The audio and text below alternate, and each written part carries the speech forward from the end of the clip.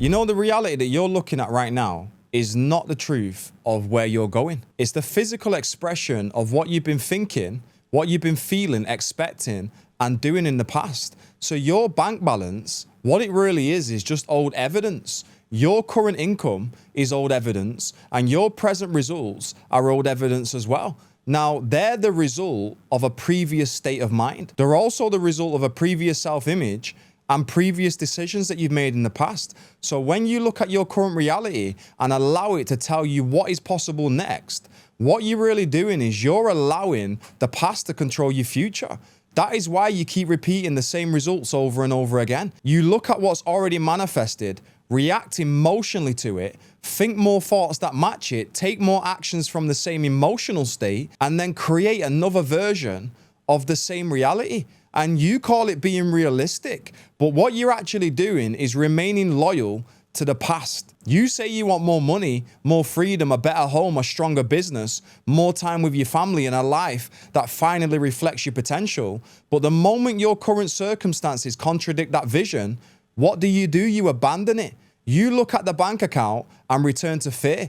You have a quiet week and decide the business is not working no more. You hear one objection and begin doubting your value. You think about investing in yourself, then allow your current financial position to make the decision. You say you need more time to think, but most of the time, you're not even thinking. You're just returning to the familiar identity that created the current result. Now look, if you continue asking the old reality for permission to create a new one, I'm telling you right now, you're running around in circles, nothing's gonna change. Your reality is the effect. Your thinking, feeling, and your actions, that's the cause. So you've got to stop worshiping the effect and start changing the cause. Now, this doesn't mean that you ignore responsibility. It doesn't mean that you refuse to look at numbers, avoid problems, or pretend that challenges don't exist. It doesn't mean that. It means that you stop allowing temporary circumstances to define your identity, your expectation, and your next decision. So you can acknowledge that the income is not where you want it to be without deciding that you're someone who can't create more money. You can acknowledge that the business has slowed down without accepting the identity of someone whose business is failing. You can acknowledge that you feel fear without treating fear as a command to stop. Now look, there's a massive difference between being aware of reality and being controlled by it. Your job is to look at reality, understand that it is a product and a manifestation of past thinking, and then choose the state that produces the future that you actually want. Now that requires persistence because the evidence doesn't always change immediately. You choose a new identity, but the old circumstances, they're gonna still be visible. So you begin expecting more, but the old result is still sitting in front of you. And this is where most people fail and where most people lose. They assume for 3 days, visualize for a week, feel inspired for a moment, and then the moment the outside world fails to conform to the new idea, what do? They return right back to that old state. They say it stopped working. No, you stopped working the principle. You changed your assumption and then changed it back. You chose the new identity and then allowed the old reality to pull you right back out of it. If you want your external reality to change, you must become more emotionally loyal to the future than you are to the evidence of the past. You have to keep assuming. You have to keep seeing yourself as the person who already has the result. You have to keep speaking, deciding, and acting from that version of you. Now, this is not passive thinking. This is not sitting in your room, saying nice words and refusing to move. The assumption must alter your behavior. So if you assume that you're a successful business owner, you make the calls, you follow up, you present your offer, you raise your standard, and you stop hiding. If you assume that you're financially powerful, then you stop making every decision from fear. If you assume that you're capable of creating a massive quantum leap, then you stop negotiating with the habits that keep producing incremental results. Your belief has to become visible in your behavior. That is praxis, the integration of belief with behavior. Otherwise, you're simply entertaining an idea. Now, one of my clients, Peter, is a perfect example of what happens when the internal state changes and the person stops allowing current reality to dictate the future. Now, Peter is an architect, and before working with me, he was earning approximately £70,000 a year. That was his reality. It was real, but it was not final. If he had treated £70,000 a year as a fixed definition of what was possible for him, then he would have continued thinking, feeling, and acting inside of that income identity. He would have continued making decisions from that level, expecting results from that level, and unconsciously returning right back to that level. But Peter began changing the internal cause. He began operating from a completely different self-image. And he started thinking from the person capable of creating a completely different business result. He stopped asking his current circumstances what was possible, and he began making decisions from the result that he wanted. He literally went from earning approximately £70,000 a year to creating £70,000 in a single month. Now, that's not a small improvement. That's what I call a quantum leap. £70,000 a year to creating £70,000 in a single month. That is not a small improvement. That is what I call a quantum leap. The external result changed because the person creating the result changed first. Now, the business didn't magically transform whilst he stayed the same. No, his thinking changed. His emotional state changed. His standards changed. His behavior changed. Then reality reflected that new identity. That is the part that you watching this need to understand. The result is always preceded by an internal shift. You keep wanting evidence before you commit, but commitment is what creates the evidence. You want confidence before you act, but action creates confidence. You want money before you invest, but the right investment develops the person who creates the money. You want certainty before making the decision, but certainty is built through decisive movement. You're waiting for the effect whilst refusing to change the cause. And this is why you still feel stuck. There is a version of you capable of creating far more than what you are currently experiencing. I'm telling you that right now. But that version of you doesn't think the way that you think now. That version doesn't respond to fear the way that you respond now. That version doesn't spend weeks saying, I need to think about it every time a meaningful decision appears. And that version understands that every decision has a cost. Every decision. Investing in yourself has a cost, but so does delay.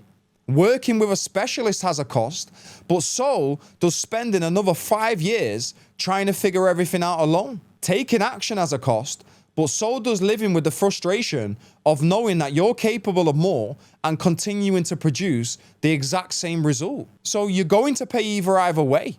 You will pay through investment and growth, or you'll pay through time, missed opportunities, emotional pressure, and years of repeating patterns that you already know are not working. Now, money can be replenished. Time can't. You can earn more money. You can't go back and recover the years that you spent hesitating. You can't return to the moments that you missed with your children because financial pressure kept you working, worrying, and emotionally distracted. You can't reclaim the opportunities that you refused because fear convinced you to wait until everything felt safe. You have to decide which cost you're willing to pay. The cost of becoming more or the cost of remaining the same.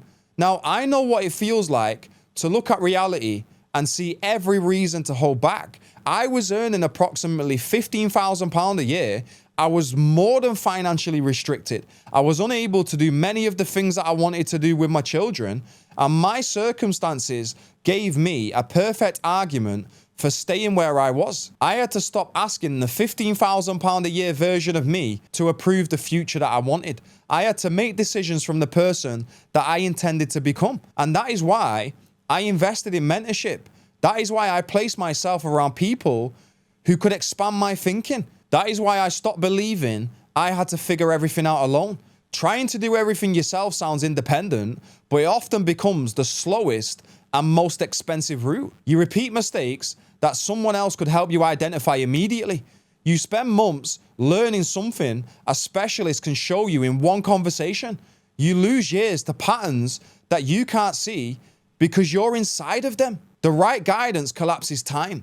It helps you see the subconscious patterns beneath the surface problem. It gives you a structure, accountability, and a different level of awareness. And that's how you stop repeating the same reality. Now, look, I was mentored by my mentor, Bob Proctor, one of the greatest teachers in the world when it comes to the subconscious mind, self-image, and human potential. There's more than 4,000 Bob Proctor consultants around the world, and I've reached the circle of excellence, the top 1%.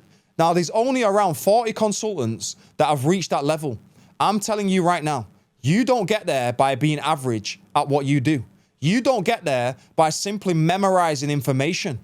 That's not how you get there. You get there because you understand how to help a person change the internal cause of their results. Now, I'll be honest with you. I am not claiming to be the best at everything, okay? I'm not. But when it comes to helping you change your subconscious programming, break the identity that has kept you stuck, and become the person capable of creating the life that you want, this is what I do better than anyone else. This is my work. This is what I have helped my clients do. So I don't speak about this from theory. I speak from transformation, results, and direct experience. I know firsthand what it feels like to be trapped inside an old identity, and I know what it takes to break out of it. But I also need to tell you something clearly. No one can want your future more than you do. No one can make the decision for you, and no one can force you to stop reacting to the past. A mentor can show you the path, reveal the blind spots, challenge the old identity, and give you the exact process, but you still have to commit. You still have to apply it. You still have to stop negotiating with a version of you that wants to stay comfortable. Now, if you're only mildly interested in changing your life, don't book a call with me. Don't book a call with me. If you're curious but not committed, then don't book. If you want to hear what I do and then spend another 6 months thinking about whether you should take this seriously, then a call with me is not for you. If you are looking for a motivational conversation with no intention of changing your behavior, save your time and save mine.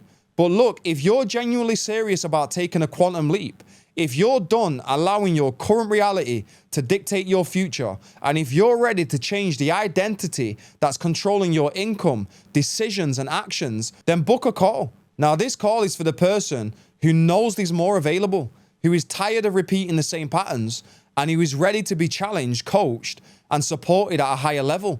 Now, on the call, I'm going to find out exactly what you want, where you are, what has kept you from creating the results, and also what needs to change. And I will explain how I work with my clients, what the process looks like, and whether I believe I can help you. And then I'll decide whether we are a good fit to work together or not. Now, this is not about convincing you. It's about clarity. It's about identifying whether you're serious, coachable, and ready to move. Now, if that is you, the link to book a call is in the description and the pinned comment below. Don't book because the video made you feel inspired for 10 minutes, okay? I want you to book because you've made a decision. Book because you are finished letting old evidence control new possibilities. I want you to book because you understand that another year of delay will cost more than the decision that you're afraid to make today. Your current reality is the result of who you've been. It says nothing about who you can become unless you keep agreeing with it. So stop asking the past to approve your future. I want you to choose the new identity, make the new decision, take the new action, and keep assuming until the outside world reflects the person that you've become.